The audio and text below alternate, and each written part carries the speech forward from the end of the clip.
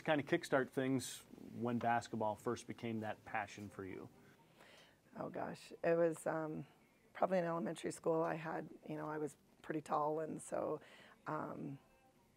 one of the junior high coaches asked me to come up because we only had junior high, we didn't have elementary, and so asked me to come up and play with the junior high, and so I did. And yeah, it was kind of ugly to start with, as I would shoot and rebound my own shot, shoot, rebound, until I finally could something else would happen. But yeah, it was then, and then really with Coach Lackner, who just really lit the fire, and as he was calling me every day, asking if I'd put time in the gym and whatever, or go on, playing games of one-on-one, or scrimmaging with the old guys that came in to play or whatever. So yeah. What would you say is the biggest thing he taught you? Oh gosh, just probably the love of the game, really. Yeah, and then after that, it did become a passion, and didn't realize there was much other than basketball until probably age 28 or 29, somewhere there. But yeah. For those that haven't watched and didn't get a chance to watch Roy coach, you and I both well know you played for him and I played against him. Mm-hmm. What's a good word? Intense. We were approached a lot of times by other players and saying, how can you play for him? And I was like, what? Of course, I guess I didn't know any different, but I have the utmost respect for Coach Lackner and have learned a lot from him. And so I guess that's what I knew, so it didn't even bother me. And you can see I probably coach a little like that in a sense, and have been accused of being intense once or twice, but it didn't bother me. He didn't offer a lot of words of praise, I guess, but to my face anyway, but I know to others he always was breaking us up, and so that was a good thing. But yeah, everybody in the gym knew my name just because he was yelling it on the sideline. What was it like winning a state championship as a player?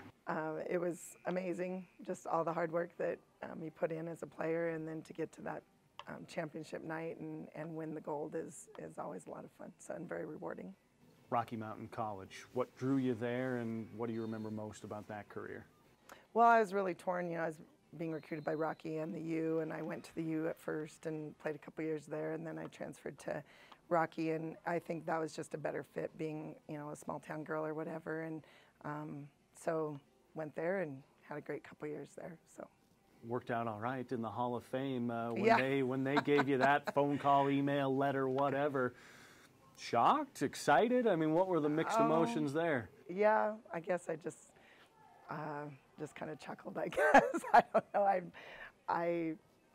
I don't know. I guess I never looked at myself as a Hall of Famer. I just worked hard and tried to do what we could do, But it was fun. It was fun to get recognized. To go from the playing days to the first coaching, what was kind of that transition? What was going on between the end of the Rocky career to even up until now, where we just know you as this staple, you more as the staple at Roy Winifred? Well, when I was in Missoula, I coached a church team, and I took a class for coaching basketball, and so I think that kind of got me. Well, actually, I have to credit Lackner to that too, because during accounting class, when he was, all the other kids were working on their accounting, he had me up at his desk and we were talking X's and O's and going through everything there. And so, I started thinking that way, I guess, from the get-go. And so it would just, I really enjoyed that part of it. And then working with kids, I've always loved kids and young people. So that's been a lot of fun. And so then my first teaching job in Grass Range, I was an assistant coach, and they had asked me then to come back as a head coach that following year, but then Winifred was kind of recruiting me, if you will, and so then they said, we have this really good group of junior high girls, we'd like you to come coach, and so I did. I went to Winifred and took on that group, and that's when we had that great run with those girls, and that was a lot of fun.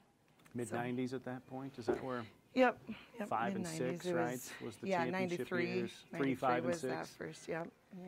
So back when basketball was in the fall, girls basketball in the fall. Yeah.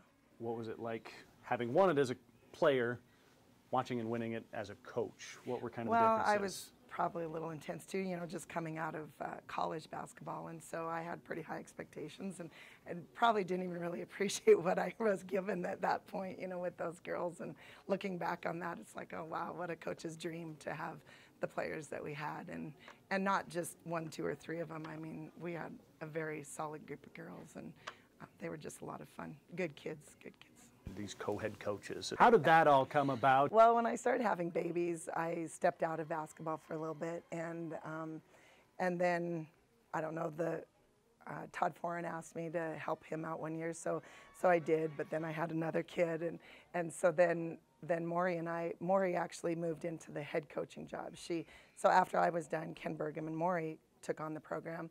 And that was hard for me because I just had to step out completely. I was still the athletic director, but I just stepped back, and she'd ask me questions about the game, and I'm like, oh, I just couldn't even watch it, you know? And so that was hard. But pretty soon she kept calling, we'd talk basketball, and we could talk basketball for hours upon hours.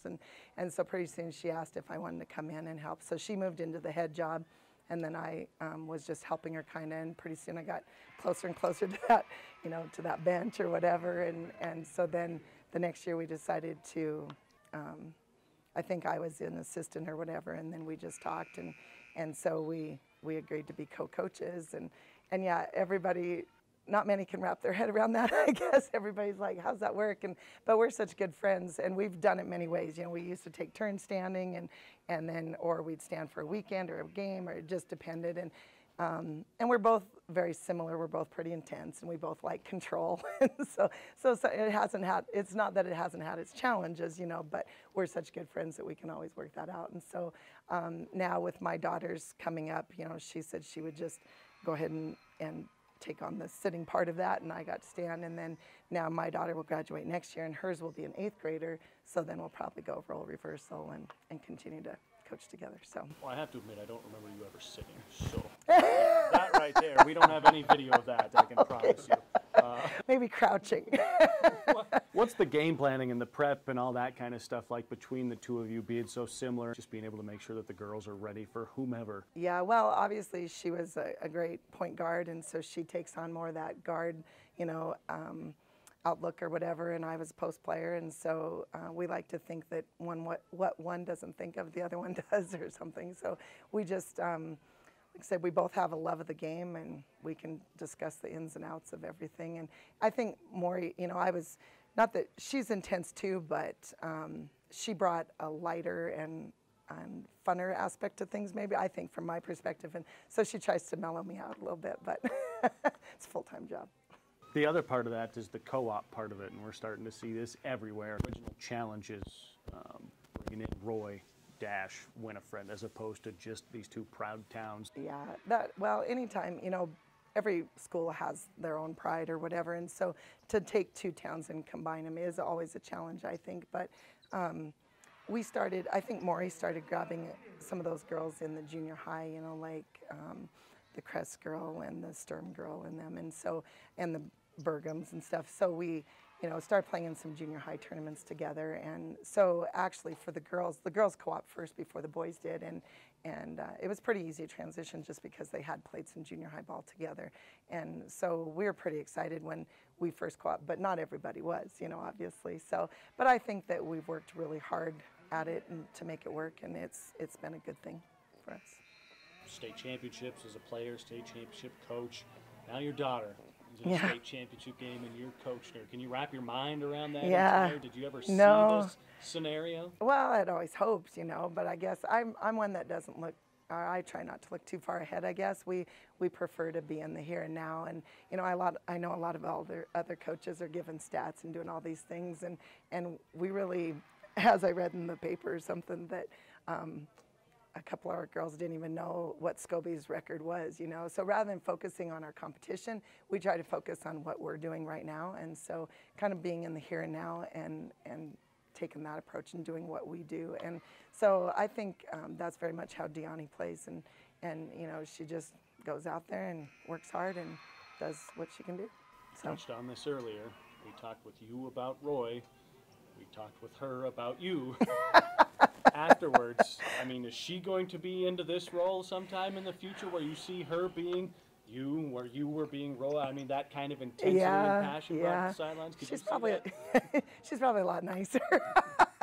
Actually, you know, she was pretty ornery when she was little, and sometimes I'd like to see that a little bit more now. But she gets accused of looking like me and sounding like me, and I bet she starts acting like me too a little bit. But yeah, you know, she's trying to figure out what she wants to do, and I think I could very much see her as a teacher and a coach somewhere.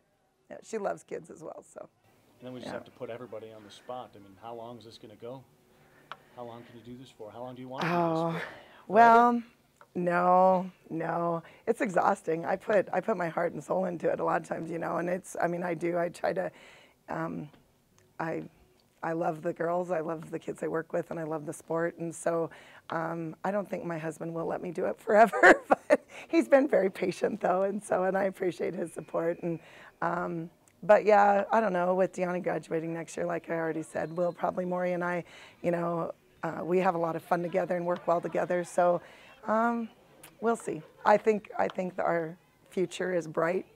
You know, obviously Madeline, everybody's asking about our managers on the bench, you know. Madeline's younger sister, Isabel, is 6'2", 7th grader, and then her sidekick, Lainey, is Maury's daughter, you know, and she's a good little point guard too. So, I don't know, I might stick around for a little bit and see how that turns out.